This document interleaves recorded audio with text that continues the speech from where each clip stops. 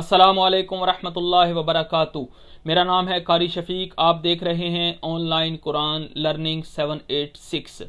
دوستو، آپ سب مسلمانوں کو نیا سال مبارک ہو۔ ہمارا نیا سال اسلامک مہینہ محرم الحرام سے شروع ہوتا ہے۔ اللہ تعالیٰ آپ کے لیے یہ سال مبارک کرے، آپ کو ڈھیر ساری خوشیاں عطا فرمائے۔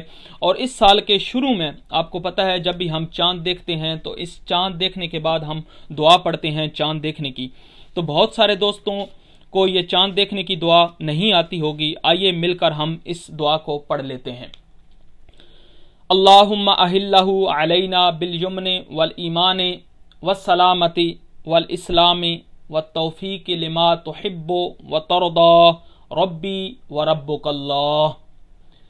آج کے لیے اتنا ہی، دیکھتے رہیے آن لائن قرآن لرننگ 786۔ ہمارے چینل کو سبسکرائب کیجئے اور شیئر کیجئے۔ السلام علیکم ورحمۃ اللہ۔